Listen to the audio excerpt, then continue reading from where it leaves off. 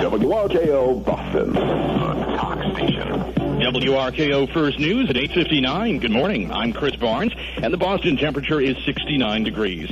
Partly sunny skies for the most part today. The details from Joe Zona just ahead. Here's what's happening. Americans have been poring over the details of sex between their president and a White House intern since the Ken Starr report hit the internet yesterday and many newspapers today. The White House plans a second rebuttal to that report at noon today. And there's much work being done by some congressmen this weekend. It's no weekend off. It is Wednesday, November 13th, 2002. This is USA Today. I'm Chris Barnes. Here are the headlines. Iraq says yes. Bin Laden likely alive. Greenspan says it's a soft patch. And Democrats have chosen a city. USA Today money. Stock prices pulled back. USA Today Sports, a college coach arrested after shoving a fan to the ground. And in USA Today Life, what would Jesus drive?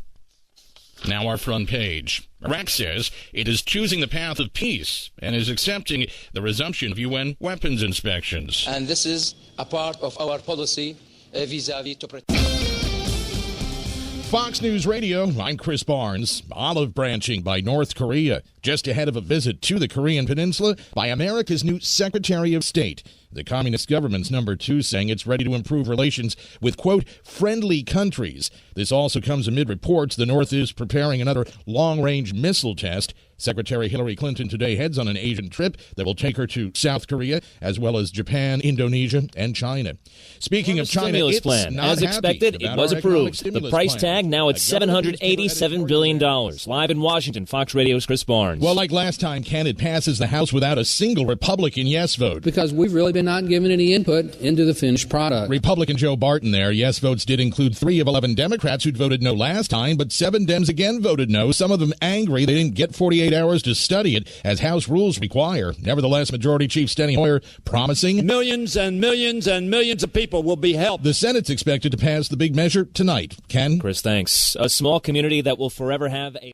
This is Central New York's news and weather station. FM News Radio 106.9 and 570 WSYR. Today's top stories for Wednesday, February 16th, 2011. Start right now.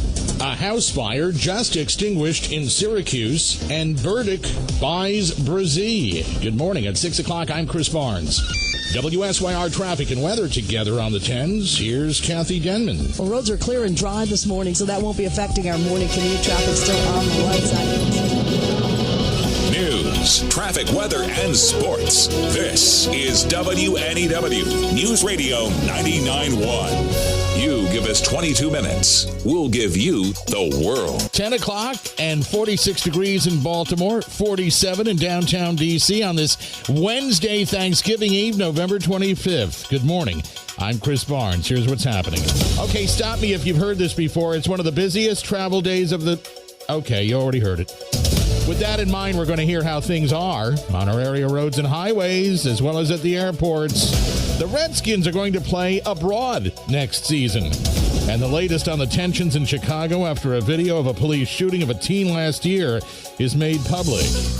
Well, at least the Mid-Atlantic weather won't be fouling up our Turkey Day. Nothing's fouling up Wall Street so far. The Dow's up 27, the Nasdaq's up a dozen. The Wizards visit Charlotte this evening, and as always, the radio party starts here at 6:45. The Caps are hosting Winnipeg at 7. WNEW News Time 10:01. Traffic and weather together every 5 minutes, every workday. In the Lindsay Chrysler Traffic Center, we check in with Lisa Baden. I hear all your foul jokes, and we're not going to go there. Hey, traffic's gobbling us up. Oh, yeah, we've gone down that ladder. Look what I started. I'm telling you, make it stop. Listen, stop and go on Maryland 95 if you're heading...